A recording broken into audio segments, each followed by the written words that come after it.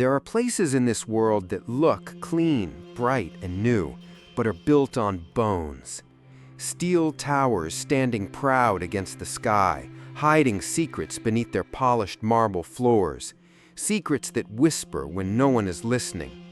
Doors that open when they shouldn't, and levels that don't exist on any blueprint.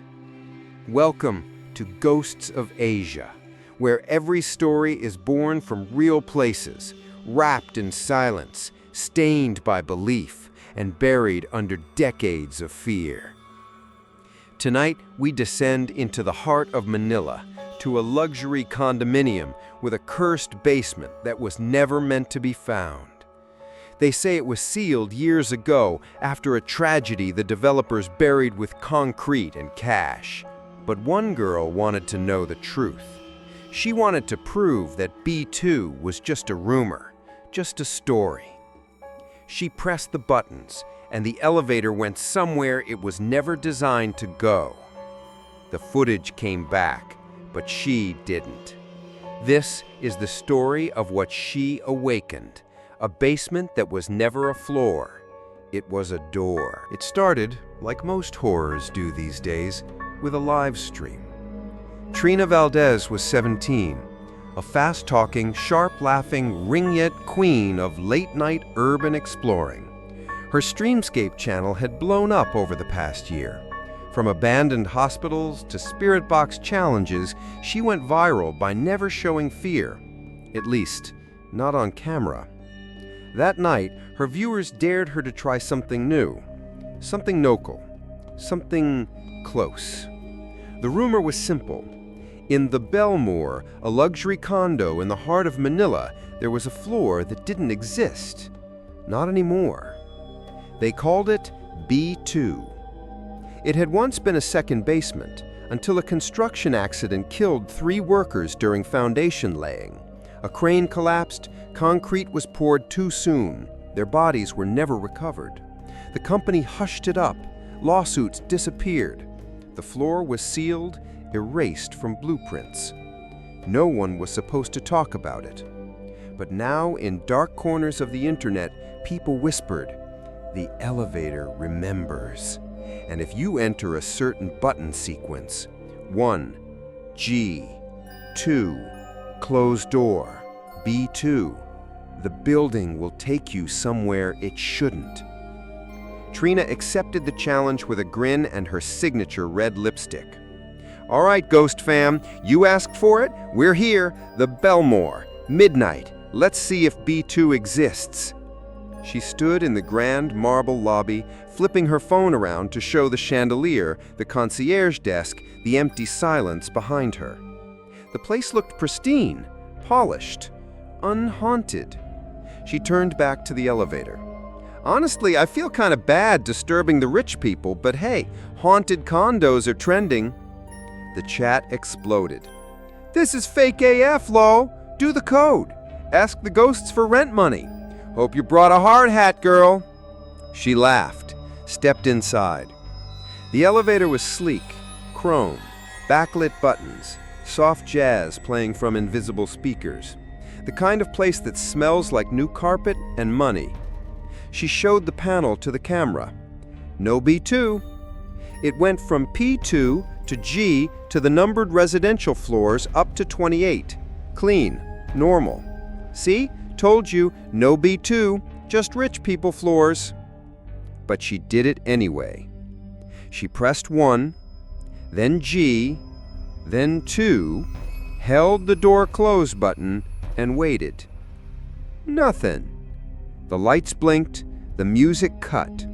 The floor display glitched, suddenly stuttering downward. 15, 9, 5, 1, G, P1, P2, B1.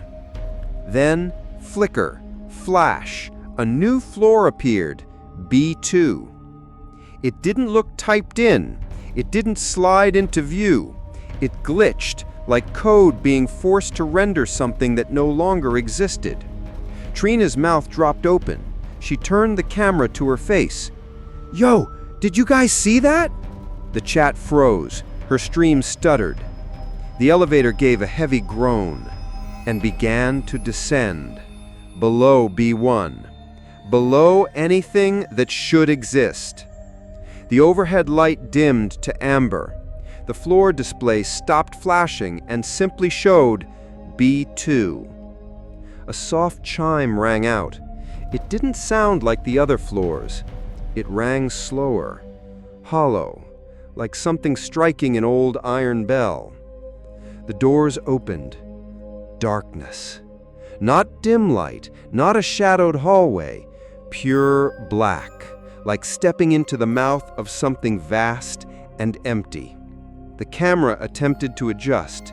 It flickered with digital grain, struggling to capture anything. For a moment, it looked like there was nothing there at all. Then, a shape, far at the edge, still, slumped, watching. Trina leaned forward, squinting. Okay, what the hell is this?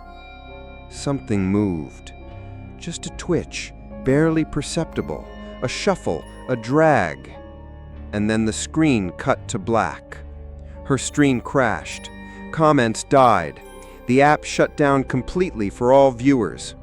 Attempts to reload failed. People online debated whether it was a prank, a stunt, a new marketing trick. Her channel banner went dark. Her social stopped updating.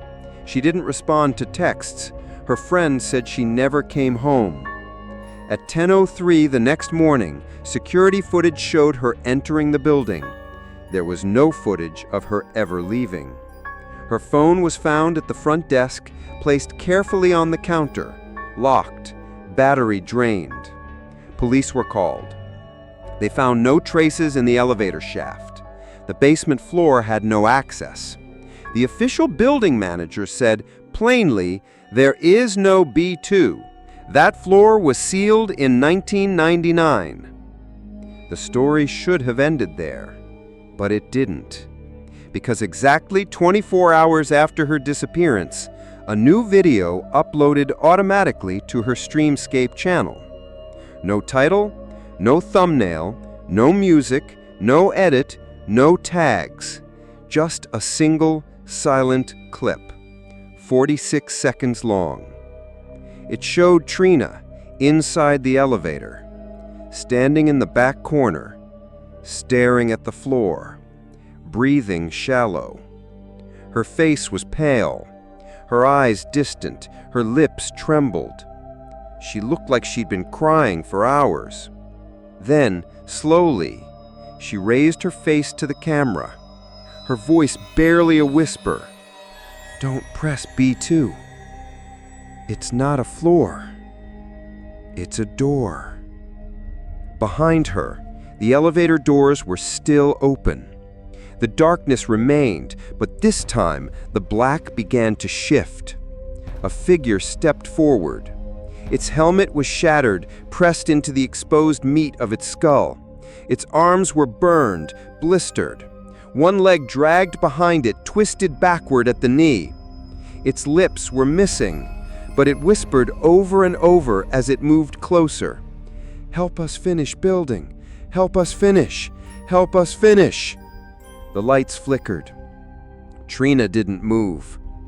The last frame of the video captured her reflection in the mirrored elevator wall. Her eyes completely black, and the figure's hand inches from her shoulder. The video ended. Streamscape's servers crashed from the influx of replays. Forensic analysts tried to trace the upload. It came from no device, no IP, as if the video posted itself. Since then, residents of the Belmore have begun receiving alerts at night. From the elevators, from locked panels that should have been disabled. Notifications that simply say, call from B2. No one answers. Some residents claim to hear hammering beneath the floor at night. Some say they wake up with dust in their mouths. Others report dreams where they're holding bricks, building corridors that stretch into a void. And in the silence of the elevator mirror, some swear they've seen her, still standing, still whispering, still waiting. It had been 4 days since Trina Valdez vanished. The city had already moved on, but not Miguel Santiago. He wasn't a cop, not anymore. He used to be, until the corruption made him sick. Now he worked as a freelance journalist, digging into the things no one else would touch. Missing girls, empty lawsuits, cover-ups with red tape and smiling lawyers. The stories people were paid to forget. He didn't care much for ghost stories, but this one was different. There was something about the footage, the rawness of it, the way her whisper crawled beneath your skin like a fever. It's not a floor, it's a door. And that man, that thing in the hard hat, the way it moved, not toward her, but toward the camera, toward us. Miguel had seen enough crime scenes to know trauma when he saw it. This wasn't acting. He stood in front of the Belmore just before sundown. From the outside, it looked like any other luxury tower in Makati. 30 floors, gold accents, tall glass doors. The kind of place owned by bankers and ex-generals. A fountain out front. A security guard who didn't blink as Miguel stepped closer. He tried to enter. "Private residence, sir," the guard said flatly. I flashed a fake ID. It had worked 100 times. Not this time. The guard just gave him a hollow look, like someone playing a part but not present inside his own skin. "Basement's closed. You should leave." I didn't ask about the basement. I didn't say you did. Miguel stepped back. There was no aggression in the man's voice, just something cold, like he was reciting a line someone had burned into his memory. Miguel turned away. He didn't force it. He knew better than to kick the front door of a story like this. Instead, he went looking for blueprints. 2 days later, he was sitting in the archives of the Manila City Hall, sweating under fluorescent lights, flipping through rolled-up construction plans from 1998. The original design of the Belmore showed 3 basement levels, B1, B2, B3, parking, utility, foundation core. Then he found a red-stamped amendment, project revision, permit revoked, floor B2 collapsed during pour, sealed, do not re-access. There was a scribbled note beneath it, barely legible. Bodies unrecovered, cement hardened too fast. Miguel exhaled, cold. There it was. 3 men, trapped under tons of concrete. The company filed for accidental burial, a term he'd only ever seen in war crime documents. B2 was then removed from the final plans, like a typo, like an unwanted memory, a floor that no longer officially existed. But that's not how buildings work. You can't delete space. You can seal it, you can bury it, but concrete remembers. Miguel needed confirmation. He tracked down an old site supervisor from the original crew, a man named Norberto Ang. He lived alone now, half blind, half sober, in a cluttered apartment in Quezon City. It took 3 beers and a long silence before he finally spoke. "We weren't supposed to pour that day, but the foreman, he pushed for it. We were behind schedule. There was a typhoon warning coming. They wanted to get the support columns set before the rains." Miguel nodded, let him keep going. "We heard them banging for hours." Miguel's stomach turned.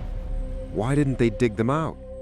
Too dangerous. Cement was unstable. They said if we opened it, the whole structure could collapse. He paused. His eyes glassed over, like he was remembering a sound no one else could hear. But that wasn't the worst part. Miguel leaned in. "They stopped banging after the 2nd hour, but we kept hearing something, from deeper down, like hammering, like they were still working, like someone else was down there." "Even after the pour was finished?" Norberto nodded. His lips trembled. "We sealed the level, burned the blueprints. No one wanted to talk about it. Developers paid everyone off. But sometimes I dream I'm down there again, holding a trowel, building walls that don't end. I wake up with blisters." Miguel left a few minutes later. He didn't need to hear more. He already knew where this was going. Back at home, he mapped the building. Something didn't add up. There was too much vertical space unaccounted for between B1 and the foundation slab. A hollow cavity, about 4 meters thick, exactly the depth of a full floor. B2 was still there, hidden, sealed, forgotten, and now, maybe, awake. The next day, Miguel posed as a potential buyer. He booked a tour of the Belmore under a fake name, carrying a pen camera and an EMF sensor disguised as a phone charger. The agent smiled too much. She rushed through the lobby, skipping the elevator entirely. They took the stairs. "Sorry, elevator is under maintenance," she lied. But he saw the light on, and as they passed the elevator shaft, his disguised sensor spiked red. Elevator call B2. "What's below B1?" he asked casually. The agent blinked. For just a second, her smile broke. "There's nothing there. Old utility space, long sealed." "And before it was sealed?" "Sir, there is no B2." She cut the tour short 10 minutes later. Miguel lingered in the lobby, pretending to check messages. He watched the residents pass by, suits, maids, children in uniforms. But he noticed something else too. Dust. On their cuffs, on their shoes, like they'd walked through construction. One woman had cement under her nails. Another man was mumbling quietly in the elevator, tracing something invisible on the mirrored wall. He waited for the elevator alone, pressed G, then 1, then 2. He didn't press B2, but the moment he reached to close the door, the panel glitched. A soft flicker. Then, for half a second, B2 lit up. He felt something shift under the floor, a deep groan, like the building exhaled. He stumbled back. The doors slid shut. The elevator rose. He didn't go down that day. Not yet. But something had changed. That night, at home, he found dust in his sink. Cement dust, fine, gray, exactly like you'd find at a construction site. His windows were closed, his pipes were clean, and when he turned off the lights to go to bed, he heard it, from below his feet, faint, dull, repeating, hammering, and beneath it, a whisper, "Help us finish." Miguel sat up in bed. Something was happening. This wasn't just a missing persons case. This wasn't just an accident. This was a ritual, and someone had broken it. Miguel didn't sleep that night.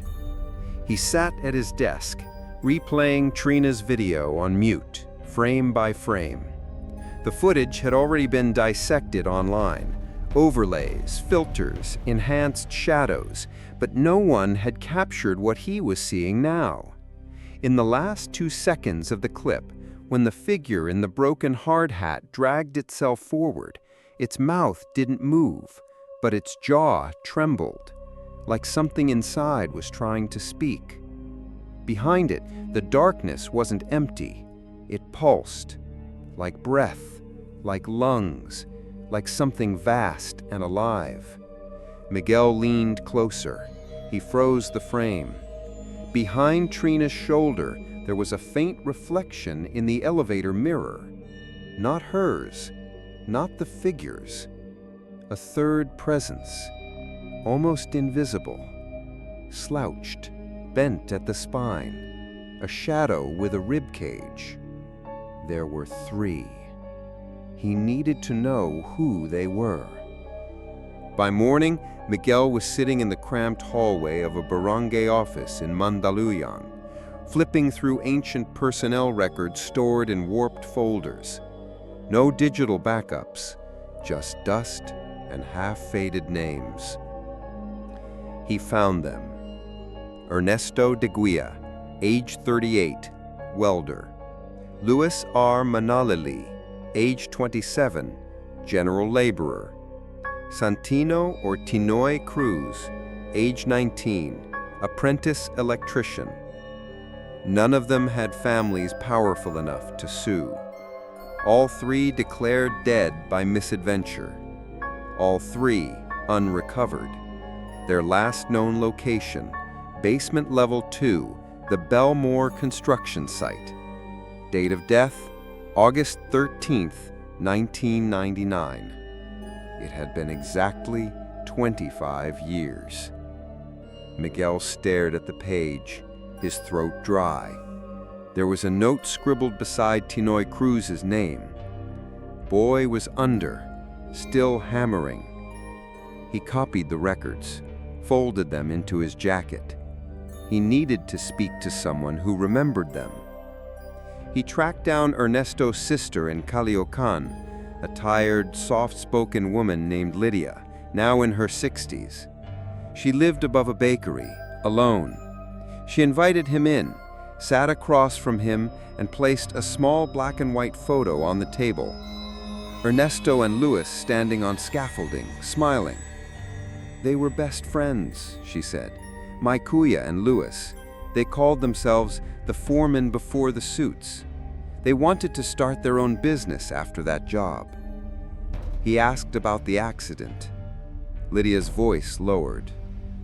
The company said they were crushed, that there was no way to recover them. But my mother, she didn't believe it. Why not? She hesitated. Because 2 weeks later, she got a call. From who? It was late, 2 o'clock in the morning. A man whispered, "Ernesto is still working. We're not finished yet." And then the line went dead. She looked down at her lap. My mother never recovered. She used to wake up at night screaming. Said she dreamed he was trapped behind a wall, screaming into cement. That he kept building over and over. No way out. And Santino? Tinoy? He was just a kid. My Kuya used to bring him snacks during lunch. Said he had a laugh like a bell. She paused. But in the dream, there was no laugh. She handed Miguel the photo. Keep it. Maybe he wants to be remembered. Miguel took it gently. Back at home, he placed it beside his laptop. 3 men, frozen in time, grinning, unaware. He dug deeper. Online forums, deep web message boards, archived pages that barely loaded. Over the years, others had reported strange encounters in the Belmore. Anonymous posts. Elevator stopped on B2 last night. There's no B2. Hammering under the tiles. No construction above me. Dreamed I was pouring concrete. Woke up with dust in my nose. But one post stood out. Posted in 2018 on a now deleted ghost hunting forum. Title: My brother is one of them. The message was brief. He died in that basement, but he didn't leave. I saw him in the mirror. He was whispering, "Keep building, or we'll never rest." The username? T. Cruz 93. Santino's brother. Miguel's hands trembled. The message was posted on August 13th, the anniversary of the accident. Every year, something seemed to stir. He sat in silence, listening. And then, as if summoned, it came again, that sound, faint, hollow, muffled through cement. Tap, tap, tap. 3 knocks, and then silence. His phone buzzed. A notification. Unknown calling. B2. He didn't answer. The screen went black, but for a moment he swore he saw something reflected in the glass. 3 men, covered in cement, holding trowels, smiling. There are things in this world that aren't buried to hide them. They're buried to hold them in place. Miguel didn't believe in rituals. Not really. But the deeper he went, the more the pieces refused to fit within logic. Cement doesn't breathe. Dead men don't whisper. Elevators don't summon themselves to floors that don't exist, unless something is keeping them alive. He remembered what the old supervisor said. They kept hearing hammering even after the pour, even after death. That wasn't a haunting, that was a hunger.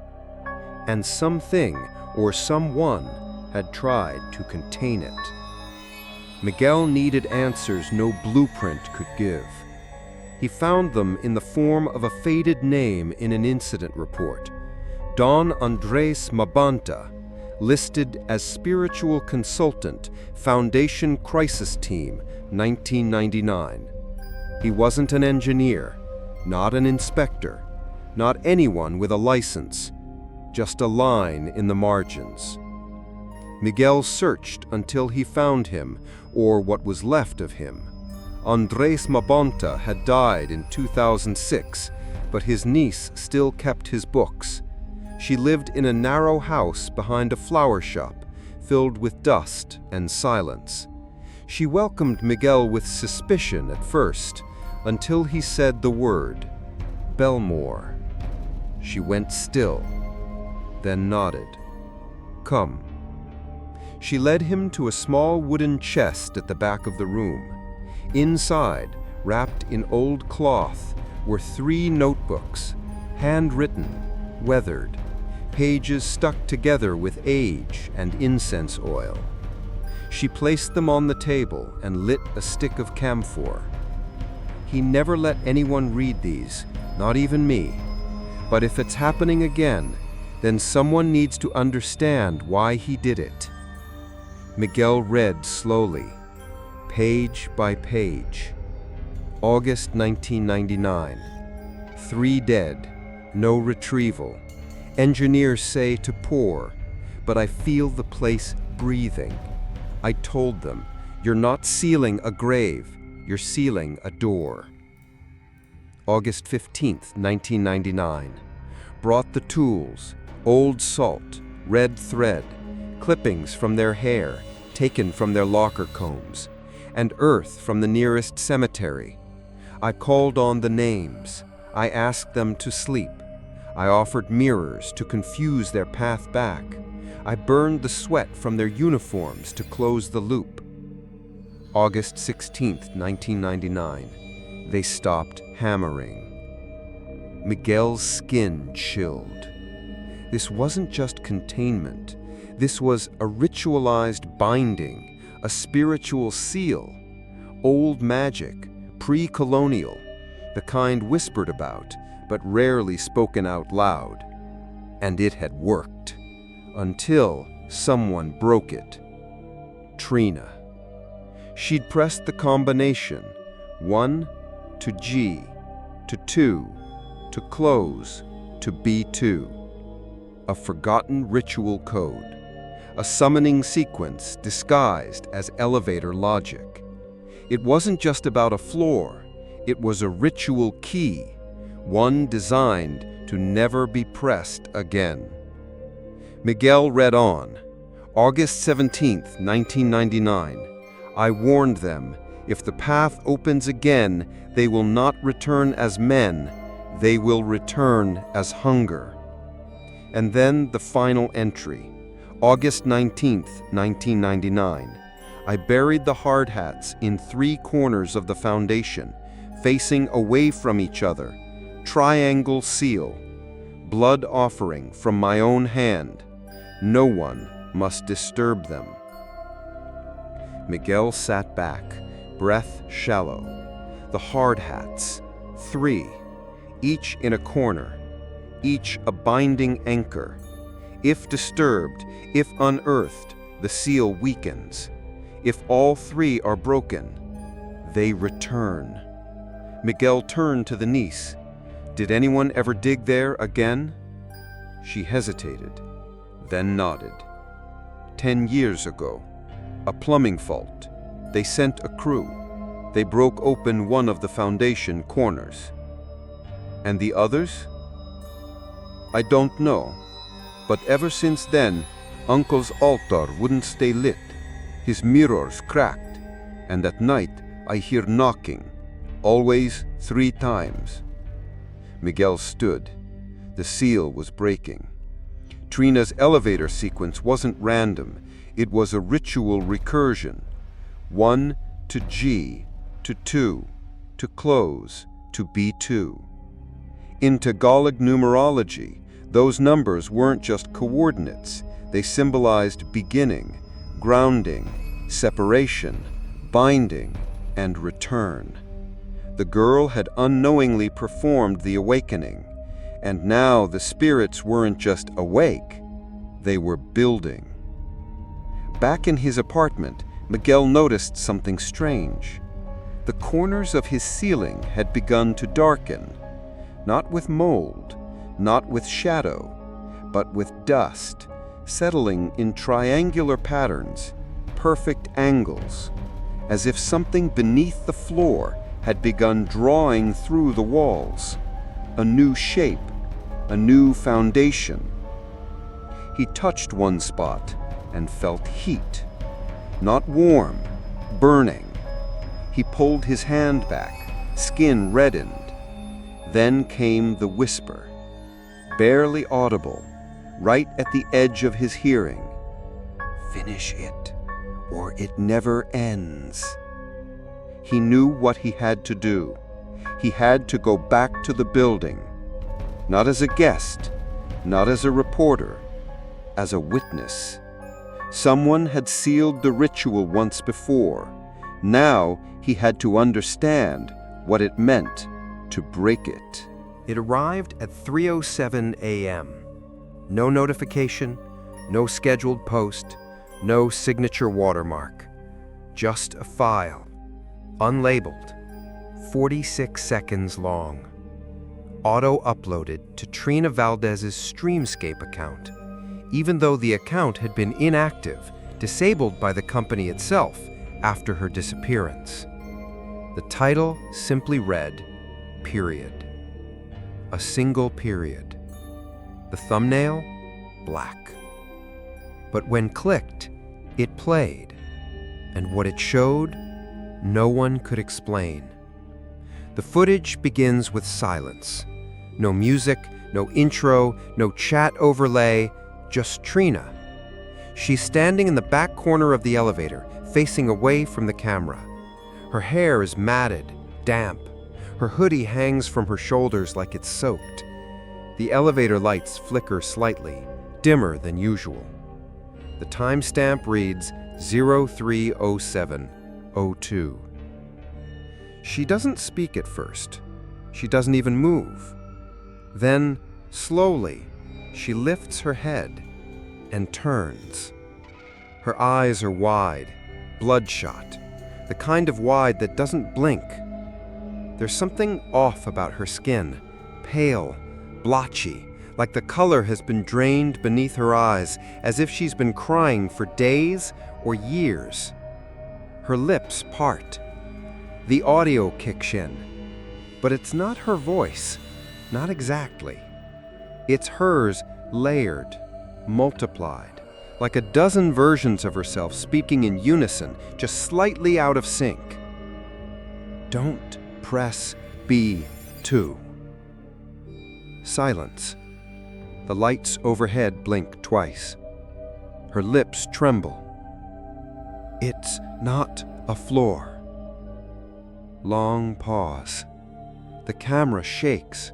Not much, just a subtle, unnatural sway, like the entire elevator is floating on water. Then she whispers, "It's a door." Behind her, the elevator doors are still open. Blackness yawns like a mouth, and from the darkness a sound begins to rise. First soft, then layered. Footsteps, but not approaching, marching. As if dozens, maybe hundreds of people are pacing back and forth behind the veil of black, building, dragging, chanting. The elevator lights dim one final time, and in the mirror, something enters the frame.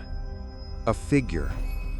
Bent, twisted, face wrapped in something wet and sagging, hat hard shattered into its skull, limbs moving wrong like they forgot how they once fit together. It doesn't lunge, it waits, hovering just behind her. Its mouth moves slowly, and though we never hear it clearly, the captions auto-generate a whisper. Help us finish building. Help us finish. Help us finish. Trina doesn't move, but in the mirror, her reflection does. Her eyes roll back, her jaw drops open, and then the screen cuts to static. But not pure static. For 2 frames, blink and you miss it, a new image appears. 3 men, wearing cement-caked clothes, standing in what looks like a half-built corridor. Their faces are smeared, indistinct, but their eyes are all open wide, watching. The file ends, the comments open automatically, but no one can post. All it says in red text beneath the video, viewer logged, floor access pending. Streamscape took the video down within 30 minutes, claimed it was a system anomaly, said it wasn't on their servers. No source file could be located. But mirrors of the clip began spreading, fast. Across forums, ghost hunting groups, Reddit threads, Discord servers. And with each repost, strange things began happening. One viewer reported waking up with his phone recording on its own. The screen was pitch black, but audio caught faint tapping sounds. Another user, after pausing the video at the 23-second mark, claimed she saw her own living room reflected in the elevator wall, despite it being impossible. Another swore she saw herself standing behind Trina, same shirt, same mole on the neck, watching. The video was evolving, reflecting, customizing, like it wasn't a video at all, like it was a window. Miguel watched the clip only once. He recorded the audio, reversed it, slowed it, filtered it. Beneath the words, "Don't press B2, there was something else, buried deep, a chant. He looped the file 10 times, finally caught it.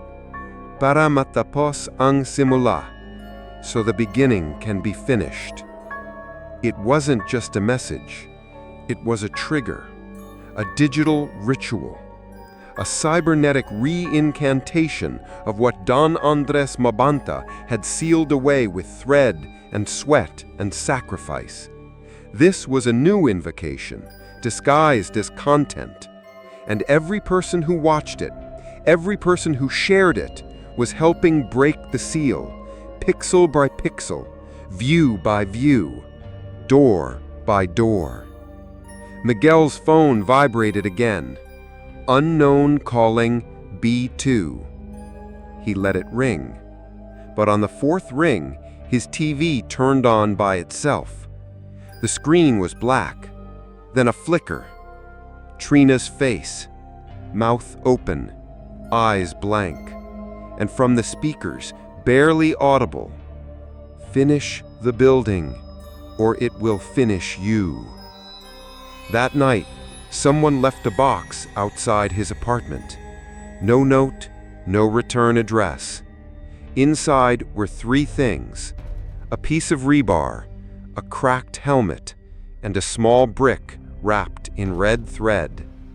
Miguel didn't sleep, and at exactly 3:07 a.m., the lights in his kitchen flickered. His laptop turned on. The screen was black. Then a flicker. Trina's face, mouth open, eyes blank, and from the speakers, barely audible, finish the building, or it will finish you. And this time, there was no mirror, just Miguel's face reflected back at himself, covered in dust, mouth whispering something he couldn't hear. The Belmore was no longer just a building. It had become something else, something hollowed out and hungry. The residents didn't talk about it, not directly, but they felt it. The subtle wrongness, the shift in weight as they stepped into the elevator, the way mirrors stayed fogged even without heat, the way walls seemed to breathe when the power flickered, and the dreams, the same dream, over and over. They were standing in a hallway that never ended. Blank white walls, fluorescent lights that buzzed like flies, no doors, just corridors that stretched forward endlessly and then turned sharply, always left, always down. Sometimes they walked for hours, sometimes they were forced to crawl. Always building, always sweating, always whispering, "Finish the structure, finish the structure, finish the structure." It began with a little boy, Unit 14D, 8 years old. He told his nanny he had a new friend in the walls. He said her name was Raina, and she wore a hard hat and had no skin on her arms. He said she talked funny, like her mouth didn't close right. He said she liked to play Build the Basement. He started drawing blueprints in crayon, spirals, angles, concrete walls leading into black squares. He drew hallways with no doors, no windows, just lines that twisted deeper and deeper. One morning, the nanny woke to find the boy gone. She found him standing inside the elevator, not crying, not afraid, just facing the mirror, whispering, "She says the floor isn't real. It's the trap door." The building staff tried to ignore it, tried to say nothing was wrong. But at night, the elevators began stopping by themselves.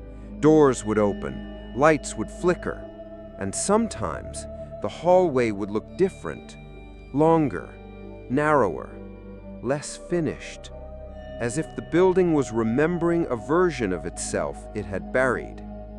Security cameras caught footage that couldn't be explained, elevator panels lighting up on their own, reflections that didn't match the people inside. One frame showed a hallway that looped behind itself, like an architectural Mobius strip. The exit door was also the entrance, impossible geometry. A delivery man went missing. He had taken the elevator to P2. 30 minutes later, he sent a garbled voicemail. "Hey, I think I'm in the wrong wing. There's no doors here, just walls and dust. I tried walking back, but it's not ending. Bro, where are the stairs?" He was never found. His cart was discovered on B1, covered in wet cement. Miguel returned to the Belmore that night. He didn't pretend to be a buyer. He wore black, no camera, no gear, only a small mirror tucked into his coat pocket, a trick he'd learned from Abanta's journal. Mirrors confuse spirits. They cannot walk in straight lines when they see themselves. At least, that was the theory. He entered the lobby. Everything was too quiet. A woman behind the front desk stared blankly at a screen that wasn't on. A man near the mailroom scratched endlessly at his palm, muttering floor numbers under his breath. Miguel stepped into the elevator. The chrome walls no longer looked polished. They looked smeared. He pressed nothing. The elevator moved anyway. It descended, past G, past B1, and then B2. The doors slid open, but instead of darkness, a hallway, white, endless, concrete floor, no signs, no doors, just a corridor, lit by overhead bulbs that pulsed with a heartbeat rhythm. He stepped out. The elevator closed behind him. He turned, and it was gone. No doors, no metal, no panel. just wall. He walked. The air was heavy, thick with the smell of lime and rust. The deeper he went, the more the lights flickered, not from power loss, but from breath. They dimmed when he exhaled, brightened when he paused, like the corridor was matching his body. Then he heard it, scraping, like rebar dragged across the walls. He turned a corner and saw them, 3 figures, bent, working, one with a jackhammer, one with a trowel, one with no hands, just stumps slapping wet concrete. They weren't building anything visible, just going through the motions, over and over. Endless construction for a structure that would never stand. One of them turned. Its face was just dust. Its eyes were black pits, and its mouth full of nails. It whispered, "Still working, still working, still working." Miguel held up the mirror. The figure hissed, recoiled. It struck the wall, and behind it, the wall cracked, revealing another hallway. This one pulsed, alive, and inside it, screaming. Not voices, steel, cement, nails. The sound of a city being built inside a dying body. Miguel ran. The halls looped, left, then left, then left again. But no exit, only more halls, more lights, more ghosts with tools and broken bones. Finally, he collapsed.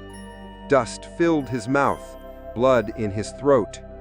He turned and looked up and saw something above him. On the ceiling, a hole, a vent, just large enough. Inside it, the shape of an elevator cable. He crawled toward it, fingernails tearing on the floor. He reached, and a hand grabbed his ankle. Cold, wet, calloused. A whisper behind him. "You're not finished yet." He screamed, and everything went black. He woke up in the lobby, lying on the marble. No one looked at him. He checked his watch, exactly 3:07 a.m.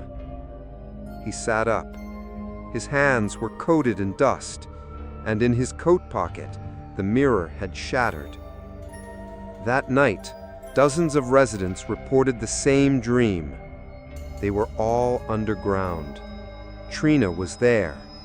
So were the workers, and so was Miguel, leading them, holding blueprints and whispering, "If we don't build it, it builds itself." It started with the drawings. Alyssa Rivera had lived in the Belmore for 6 years, quiet, reclusive, an architect by trade. She kept mostly to herself, worked remotely, rarely left her condo except for groceries and mass on Sundays. She had never experienced anything unusual in the building until the elevator stopped on B2. She hadn't pressed it. She hadn't even been looking at the panel. It simply lit up on its own. A soft flicker, a metallic chime that rang deeper than the others, and the elevator descended. When the doors opened, there was only blackness. No hallway, no lights, just an unnatural silence. A vacuum, a pause in the living world. Alyssa didn't step out, but something stepped in. She didn't realize it right away, but later that night, she found herself sitting on the floor of her unit, drawing. Not on paper, on the tile, with a piece of charcoal she couldn't remember picking up. She was sketching blueprints, detailed, complex, spiral foundation structures with strange annotations written in a language she didn't speak. When she came to, 4 hours had passed. Her hands were covered in black dust, her mouth dry, her walls smeared with symbols. The charcoal had been replaced with rusted nails. She had gouged the plans into the plaster. The next day, her neighbors reported hammering sounds. Not banging, hammering, measured, rhythmic, coming from inside her unit. But Alyssa didn't own any tools. When building management checked, they found her apartment spotless. No nails, no charcoal, no scratches on the walls. Only one strange detail. Every tile in her hallway had shifted slightly. Barely perceptible, but unmistakable to a trained eye. They had rotated by a single degree. The floor was spiraling. The changes came faster after that. Alyssa stopped responding to messages. She stopped ordering groceries. She stopped being seen. And then she started singing. Only at night. Neighbors described it as a low hum, barely a tune. But when one resident recorded the sound and played it backward, it revealed words. Not in English, not in Tagalog, but older, ritual words. A repeating phrase. Bind the space, seal the loop, feed the floor. Miguel returned to the Belmore to find her. He had seen the name Alyssa R. in the building's permit records years ago. She had been one of the original layout consultants. She had helped design the elevator shaft. The irony chilled him. He knocked on her door. No answer. He left a note. That night, he heard her before he saw her.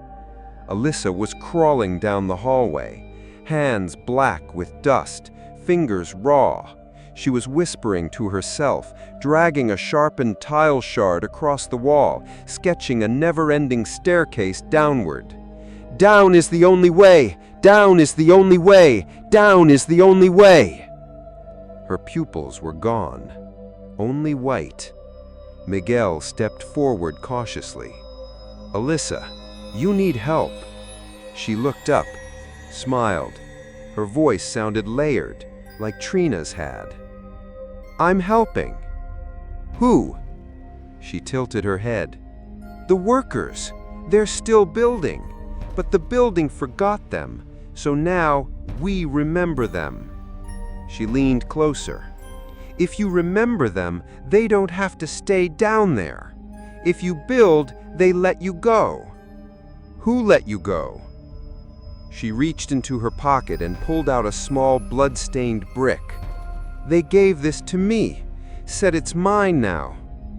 Her fingers trembled, but I didn't earn it yet. And with that, she turned around and crawled into the elevator. The doors closed before Miguel could move. No button lit up. No floor was called. The elevator simply descended. She never returned. Security searched every unit, every floor. They found her apartment empty, all her furniture gone. Her floor tiles had been peeled away, revealing a hollow space beneath. A tunnel. No end. No ladder. Just depth. A single word carved in the concrete lip.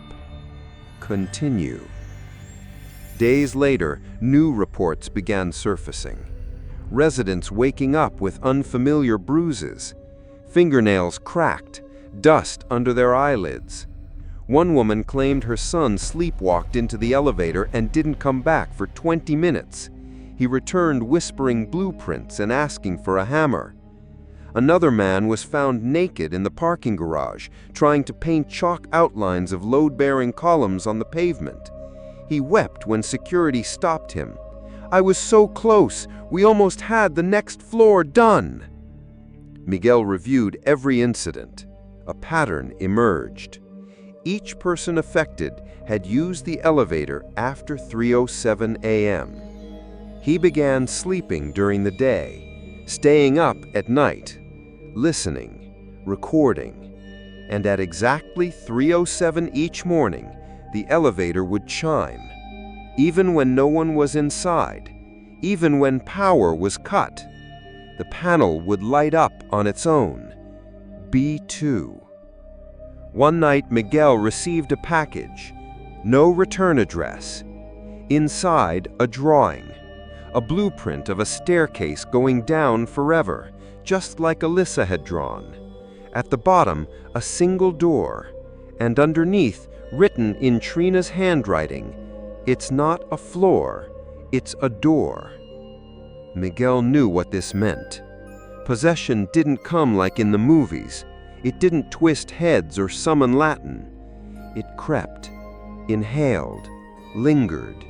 It started in the hands, then the dreams, then the bones, until the soul no longer remembered which floor it lived on. The building had begun to absorb its residents, and now it wasn't enough to take them, it wanted them to work. It began with messages, short, cryptic, and always the same. Finish the building. They arrived in emails, text messages, group chats, sticky notes that residents swore they never wrote. One woman found it carved into her wooden cutting board. Another received a voicemail of her own voice, whispering the phrase, only she had never recorded it. Finish the building. The words weren't a request. They were a command. Management tried to dismiss it. They claimed it was a hoax, some online prank, maybe a hacker. But the tenants knew better. Something had changed. People were rearranging furniture overnight, aligning couches to invisible floor plans, stacking canned food into pillars, drawing lines on the ceiling with red string. Children played with chalk on the tiles, not games, but blueprints, triangles, loops, basement staircases that didn't exist. And they all spoke the phrase like a song under their breath, "Finish the building." Miguel stood in the elevator lobby at 3:06 a.m. He held a voice recorder in one hand and the blueprint he had received in the other. The hallway was silent, dead quiet. Then, the chime. Ding! The elevator arrived. No one had called it. The panel flickered. Buttons blinked, scrambled, then resolved. B2. The doors opened. But this time, there was no darkness. Instead, a hallway under construction. Cement bags stacked neatly. Wooden planks leaned against unfinished drywall. Steel rods protruded like rib bones. Miguel stepped in. His recorder clicked on by itself. Log 27. Entered service corridor beneath B2 level. No known access point. No GPS signal. He walked slowly. Every few steps he passed a workstation. Each one had tools, but no workers. Or so he thought, until he turned a corner and saw a family. A mother, father, and teenage daughter, all barefoot, dressed in pajamas, faces blank, each one holding a different tool. The father was hammering rebar into the wall. The mother poured cement into a wooden mold. The daughter laid bricks with robotic precision. They did not speak. Miguel stepped closer. "Hello? Are you okay?" No response. Their hands moved in perfect rhythm. Drip, lay, hammer, tap. "You shouldn't be here. It's dangerous." Still nothing. He reached out to touch the father's arm. The man turned. His eyes were open, but not awake. His mouth opened and whispered, "They'll let us leave when it's done." Miguel backed away. Down the hall, more residents emerged. An old man from the 5th floor, a child from 8B, even the building's front desk clerk, her uniform torn and dusty. Each carried pieces of the structure, all working in silence. Each person moving like they had always belonged there, like this was home. Back in his apartment, Miguel found his sink full of gravel. On the mirror above it, a new message.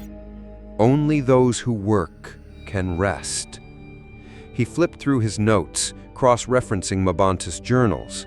One entry stood out now, one he hadn't understood before. If the seal fails, the only thing stronger than the binding is the building. It must be finished, or it will demand endless labor. He had dismissed it as a metaphor, but now he saw the truth. The spirits trapped in B2 had been cut off mid-construction. Their death had been violent, sudden, incomplete. And now, in death, they needed to finish what they started, not just as ghosts, but through bodies. They were recruiting, possessing, not with violence, but with purpose. Because unfinished structures are hungry. They don't just collapse, they consume. The next day, a mass email went out to all Belmore residents. It had no sender, no subject, only one line in the body. A new level has opened. All tenants are expected to assist. Attached was a 3D rendering. A new floor, beneath B2, labeled B3, Hall of Continuance. McGill stared at it, hands shaking. The floor was circular, ribbed with columns. No elevators, no exits. At the center, an altar, or a furnace, or both. Beside it, a list of resident names, alphabetically arranged, each with a task beside them. Miguel Santiago, bricklaying, Station 14. The building had given him a job. That night when he looked out his window, he didn't see the usual skyline. He saw construction lights glowing below the building. But there was no ground there, just blackness and cranes. Cranes made of bone, operating without workers, moving steel into the void. Trina's account uploaded again. No title. This time, it was a new clip, not from her phone, but from inside someone's dream. Miguel recognized the layout. It was the Hall of Continuance. Only this time it was finished and filled with hundreds of people kneeling, mouthing a phrase over and over. We build so we may leave. We build so we may leave. We build so we may... The feed cut. Miguel realized something horrible. This wasn't a haunting. This wasn't even a curse. This was an unfinished contract, a project interrupted by death, a blueprint no one erased. And now it would pull every soul it needed, dead or alive, to complete it. Not just tenants, anyone who walked in, anyone who watched, anyone who remembered. The elevator no longer needed permission. It came for Miguel at exactly 3:07 a.m. Not with a ring, not with a chime, but with a pull. He awoke from a dream he couldn't remember, his body already standing, already dressed, already stepping into the hallway with a key card he didn't recall picking up. His feet moved on their own, soundless across cold tile.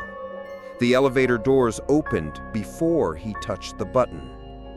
Inside, dim light, cracked mirror, dust on the floor, and a smell.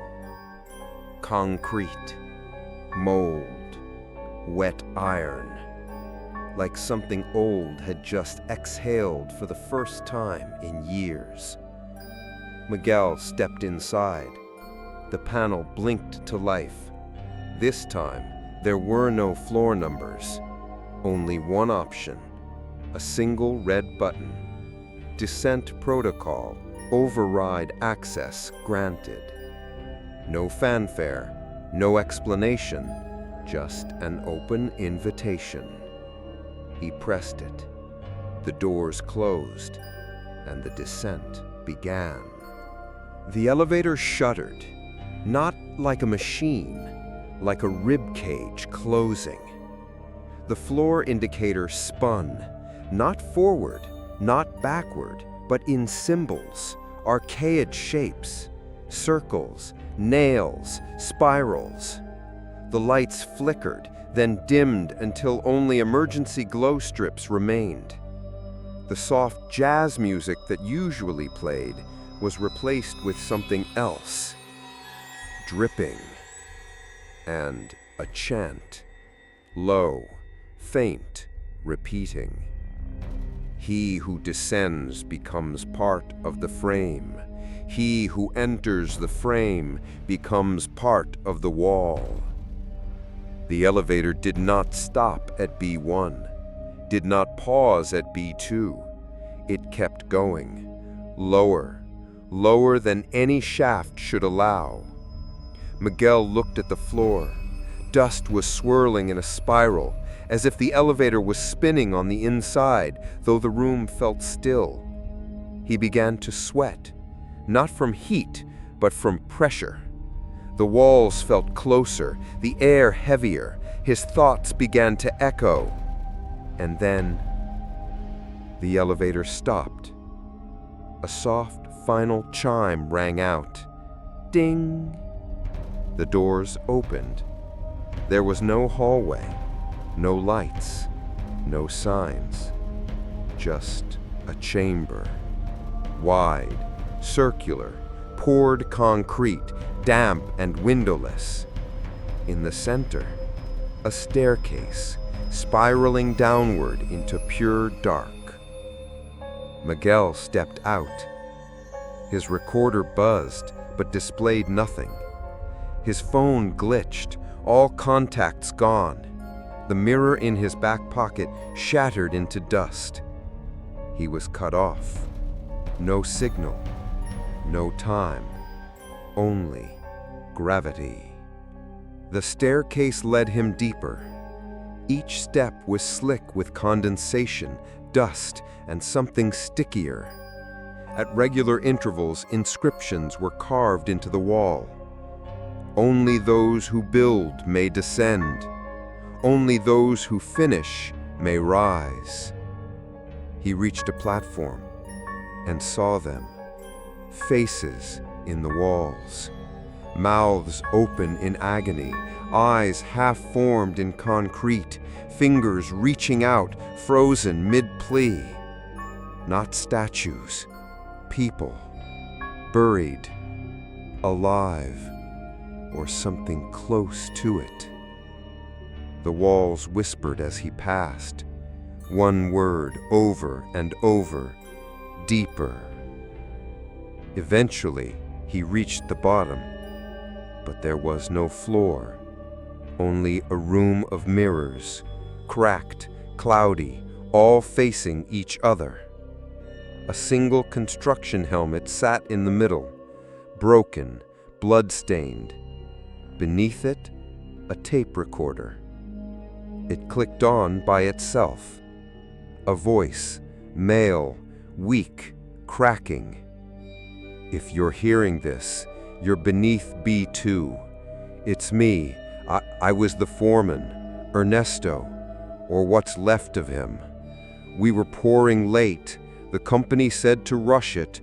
We told them it wasn't ready. The rebar wasn't set. But they pushed. We didn't die in the pour. We died after, trapped, screaming, and something answered. It gave us a purpose. The recording hissed. But we're not human anymore, not ghosts either. We're foundation. We're what's beneath your feet. The tape clicked off.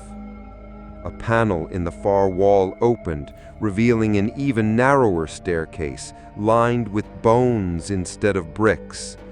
On the walls, smears of messages in what looked like dried cement. B3 is alive. B4 builds itself. Don't let them open B5. Miguel descended again. The air turned metallic, the temperature dropped, and the light no longer came from bulbs, but from veins in the walls, glowing with a faint orange pulse like lava beneath skin. Then he stepped through a threshold and entered a mirror of the Belmore lobby. Same walls, same elevator, same mailbox wall, but wrong. Bent, rotting. The marble was cracked. The concierge desk was made of bone. The chandelier above was filled with hanging helmets instead of crystals. A voice whispered from nowhere. "Finish the building, Miguel. You are part of it now." He turned around. The door he had entered was gone. Only more hallways remained, endless, looping. He walked. He walked for what felt like hours, and each door he passed bore the name of a resident he had spoken to. Trina, Elissa, Ernesto, Luis, Santino. Every name followed by a number. Layer 1, layer 2, frame 3, until he found one marked Santiago, Miguel, frame, unassigned. The door opened on its own. Inside, a cement mixer, a bucket of nails, a hammer, and a mirror. His reflection was smiling, but he was not. He tried to run, but the hallway stretched, bent, returned him to the same door. He turned again, same result. Time looped, walls closed, until, finally, he stopped resisting. The hammer was already in his hand. The nails were already counted. He took the first step toward the unfinished wall and began to build. There are places so deep beneath the world, even God forgets to look. Miguel no longer knew how long he had been down there. There were no clocks, no sun, no sleep, only concrete, and the never-ending echo of footsteps behind him. Footsteps that never got closer, never stopped. He had stopped calling for help, stopped trying to count his steps, stopped asking if the floor he stood on was real. He had become what the Belmore wanted, a worker. And yet, something inside him still resisted. Something refused to forget. That was the only reason he saw the door. It appeared where no door had been before, a slit in the wall, pulsing like a wound. Etched above it, scrawled in rust, "What's buried is not gone. It's only beneath." Miguel stepped through. The tunnel behind it was unlike the rest, not made of cement or rebar, but meat. The walls throbbed, pulsed, moaned. He moved forward anyway, and the floor beneath his feet squished like wet sand. The air was thick, metallic, hot, full of rot and electricity. After a long corridor, the space opened up into a chamber, a vast underground rotunda, and in its center, glowing under a flickering light, a concrete altar. Broken hard hats surrounded it in a circle, bent tools, crushed lunchboxes, torn gloves, offerings. And then he saw them. 3 figures, slumped, frozen in place, cement covering half their bodies like vines, faces locked in agony, lips open, eyes turned to stone. Ernesto, Luis, Tinoy, Still there, still buried, still alive. Not as men, as part of the foundation. And behind them, pressed into the curved walls of the rotunda, dozens more faces emerged, some clear, some cracked, others smeared as if trying to crawl free. Some were still whispering, faintly, repeating one word: continue, continue, continue. Miguel stepped forward, and as he neared the altar, the three turned to him in unison. They didn't blink, they didn't breathe, but their voices spoke, together, perfectly synchronized. You are behind schedule. Miguel's mouth trembled. What are you building? They answered, escape, redemption, a way out. For them. They turned their cracked fingers to the wall behind the altar. There, etched in blood and dust, was a blueprint, not of a building, of a loop, a never-ending structure, a staircase spiraling into itself. No exit, no top, no bottom. A map of eternal labor. This is madness, Miguel whispered. The figures responded, this is architecture. This is penance. We died unfinished, so we keep building until every soul helps pour the last layer. Miguel staggered back. His reflection appeared in the smooth cement behind him. He wasn't alone in it. Trina stood behind him. So did Alyssa, and dozens of others, all those taken, all those who pressed the button, all those who watched the video, all those who remembered. Their eyes empty, their mouths moving, chanting the same phrase. Finish the building. Finish the building. Finish the... Miguel turned and ran, back through the hallway of bone and breath, back past the workers scraping at invisible walls, back to the spiral stairs that had long since collapsed into a pit. And there, for the first time, he saw the truth. There was no up, only down. And below even this level, more stairs, more doors, more buried things. As he stared into the abyss, a whisper rose from below. B3 is the foundation. B4 is the frame. B5 is the hollow. And B6 is the mouth. Miguel fell to his knees. His hands touched the concrete, and it pulsed beneath his palms, like a heartbeat, like a warning, or a promise. Then his eyes widened, because beneath the layer of dust, beneath the cement, he felt it. A skull, pressed into the floor like a tile.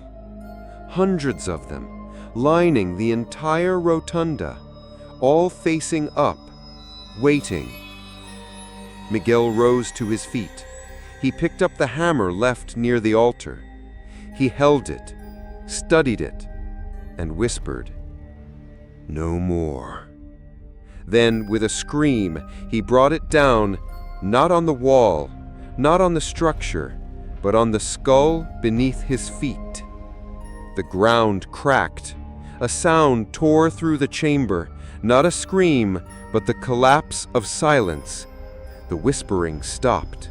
The light overhead burst, and for the first time since descending, Miguel felt air. Fresh, dry, outside air. A door had opened, somewhere above. The loop had cracked, but so had something else. From the broken floor, a hand emerged, clawed, mangled, not human. It grabbed Miguel's ankle, pulled, and from the rotunda walls, all the buried faces opened their mouths and screamed. They called him the Foreman. Even now, even when his mouth was gone, even when his bones had outlived his blood, even when his helmet, cracked and melted into his skull, barely clung to what remained of his head. He had been a man once. Now he was a contract made flesh.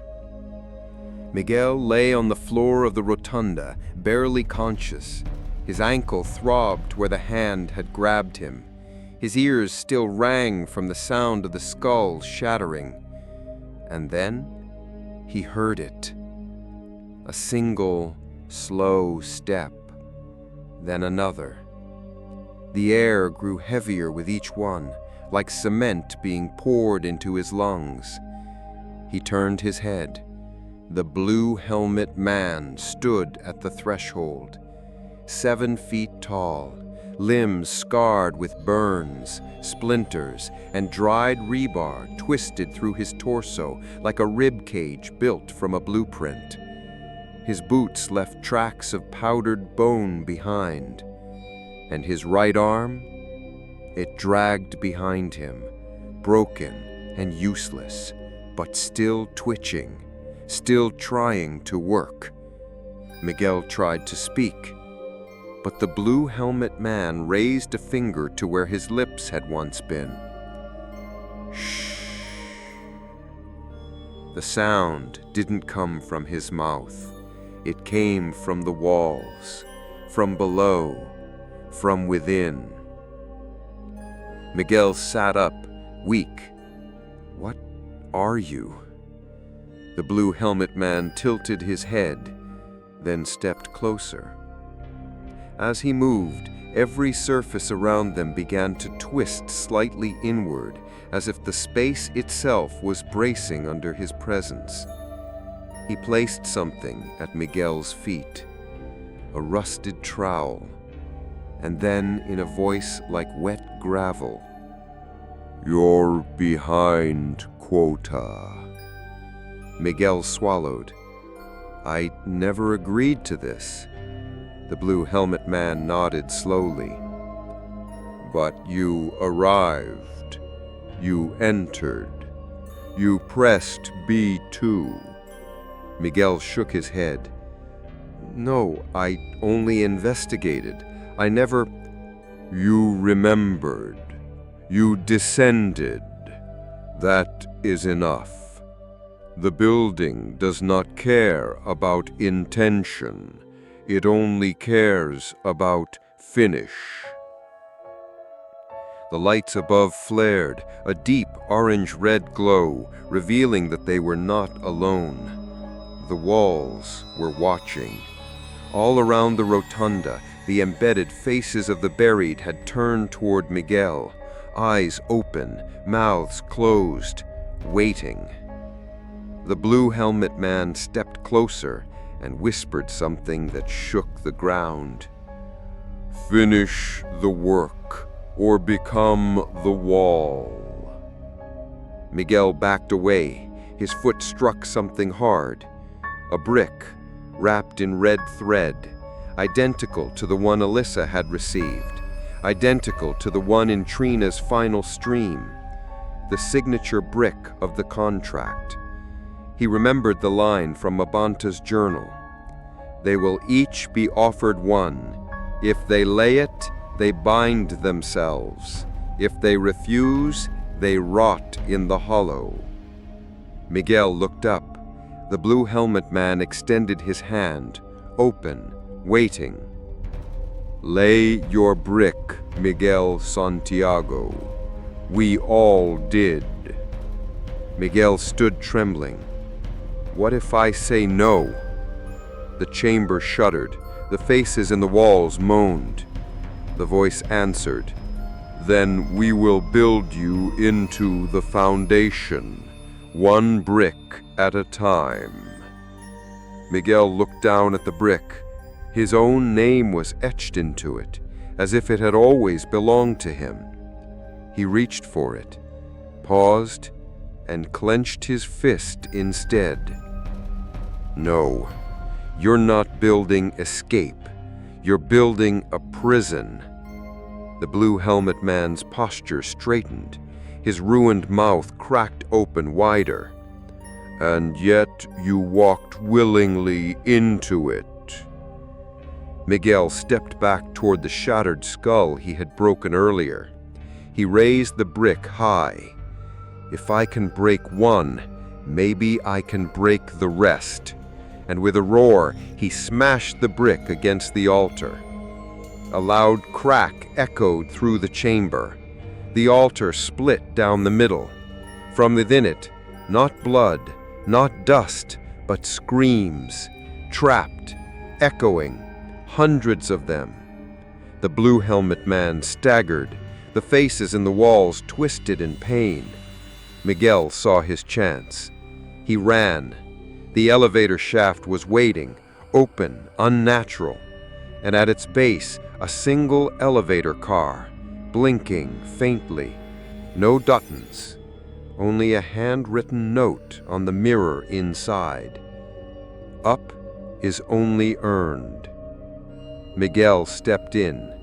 The blue helmet man appeared in the hallway just as the doors closed. This time, he didn't chase.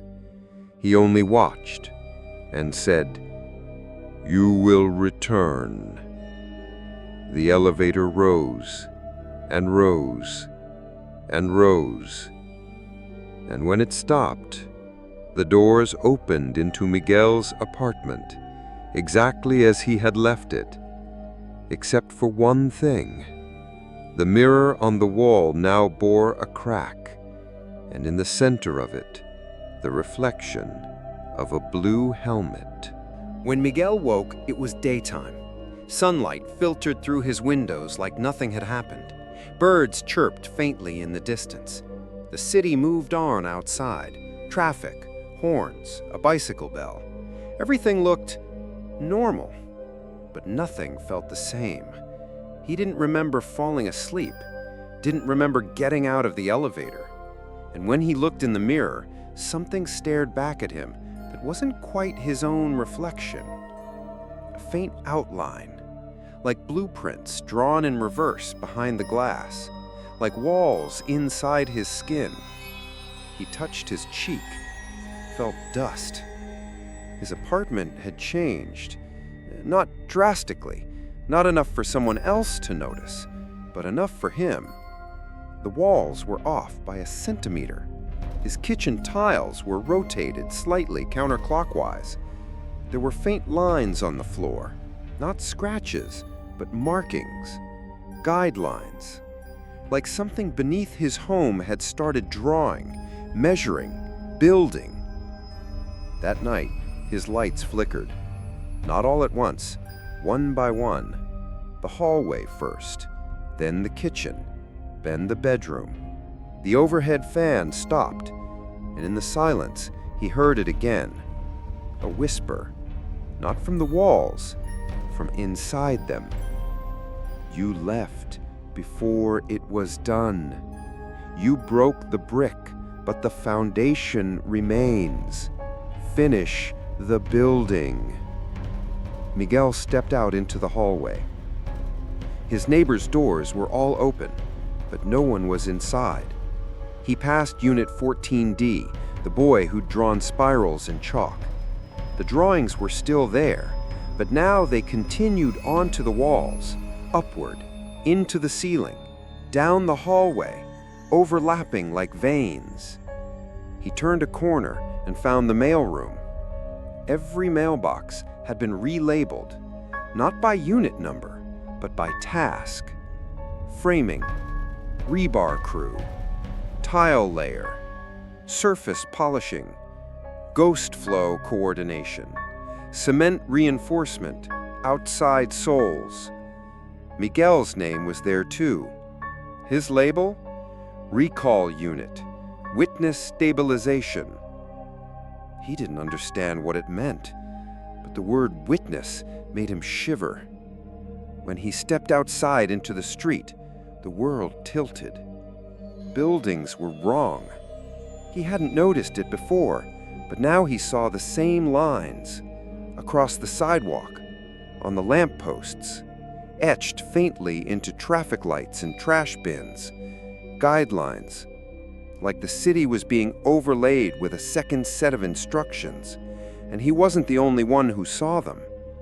A man stood in the alley nearby, turning in circles, repeating softly, "The floor is not the end, it's the beginning. It builds out now. Out, out, out." A woman on the bench beside the 7-Eleven whispered into a brick. Not a phone, a brick. She held it like it had signal. Miguel backed away. He passed a mirrored shopfront, and in the reflection, the blue helmet man was walking just behind him. He spun around. No one. But when he looked again, his own reflection wore a tool belt. That night, his phone vibrated. No call, just an alert. A new floor had been unlocked. B7, the sprawl. And beneath it, a line of code. Construction phase. Public integration begun. Miguel stared at it. Then he heard footsteps in his kitchen. He grabbed the nearest object, a flashlight, and stepped in. No one was there, except one single brick on the counter, wrapped in red thread, his name etched into it. Again. He screamed, threw it across the room. It cracked the wall, but no sound echoed, because the wall wasn't drywall anymore.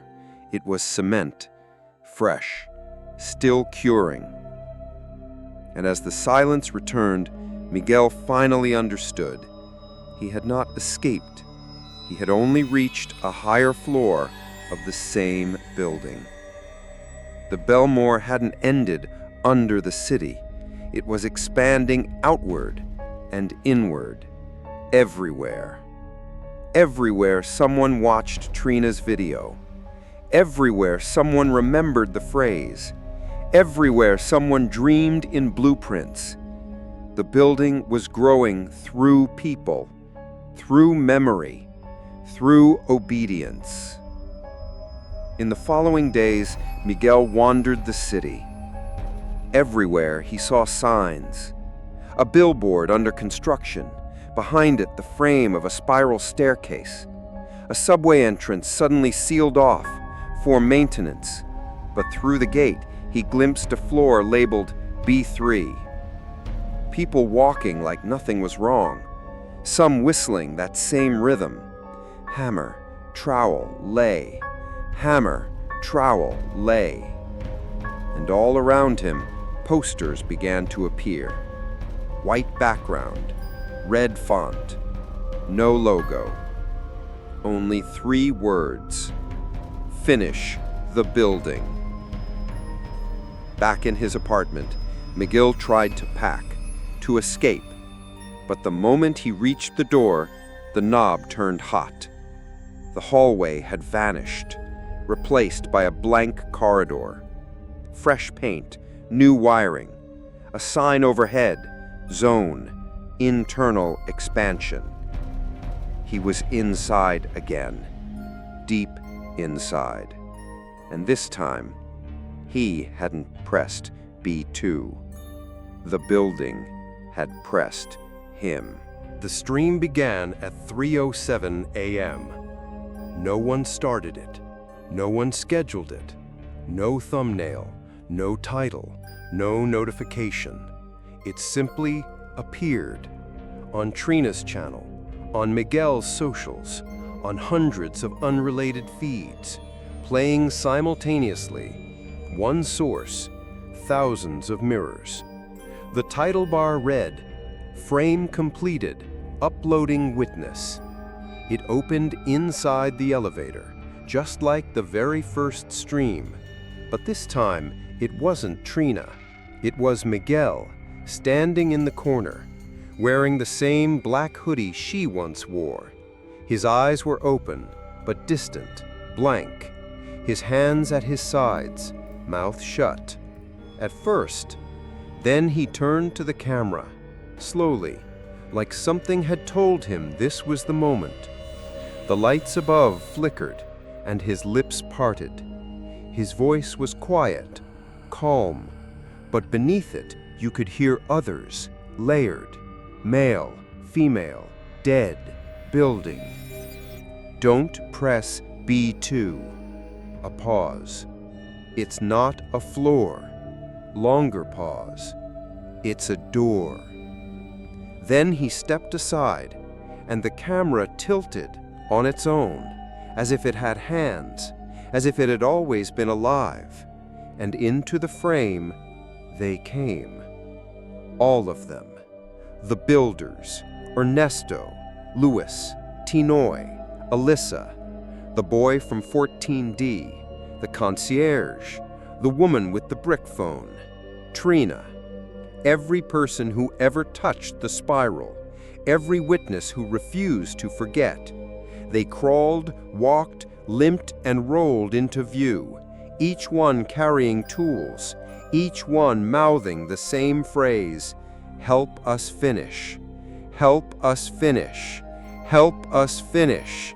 And in the mirror behind them, the blue helmet man, not walking this time, but watching, approaching slowly, not toward Miguel, not toward the camera, but toward you. Because now you're watching. The comments began to flood. What the F is this? Why is it on my account? This isn't even my feed. It won't close. It won't close. It won't close. Thousands watched. Some cried. Some laughed. Some sat in silence, entranced. The numbers ticked higher. 100,000, 500, 1 million. And then the screen glitched. Just once, a burst of static. When it returned, Miguel was staring directly into the lens. His eyes were no longer his. They were blueprints, pale veins running across the whites, measurements, symbols, elevation markings. "You've seen it now," he said. "You're part of the frame, and the building remembers." The screen froze, then fractured into a split screen. 4 panes, each one showing a different place in the world. A bedroom in Jakarta, a train in Tokyo, a living room in Hanoi, an office cubicle in Manila. Each camera feed showed a person staring blankly into a screen. Then slowly, all at once, each lifted their hand, revealing a brick wrapped in red thread, their own names carved on the side, and one by one they began to lay it. That was the moment the building left the Belmore. It no longer needed walls or permits or land. It had found something better. Eyes, screens, memory. Now the spiral builds itself in every city, every home, every waking mind that dares to say the phrase, "Don't press B2." Because to say it is to remember it, and to remember it is to reopen the door. The final 10 seconds of the live stream were completely silent. Only Miguel remained on screen. He held a trowel in one hand, a blueprint in the other, and behind him a wall of mirrors, in each reflection a different person watching from their device, phone, TV, tablet, monitor, your reflection among them. Miguel pointed toward it, toward you, and said, "We'll see you at the next floor." The stream ended, the screen went black, and your reflection blinked before you did. The building never closed. Not really. There were news articles, of course, about the electrical malfunction, the investigation, the delays in reopening. But those headlines disappeared quickly. Broken links, pulled stories, no follow-ups. The Belmore quietly changed management. A fresh coat of paint, redesigned logo, new staff in the lobby, new smiles, new lies. And the elevator? Still the same.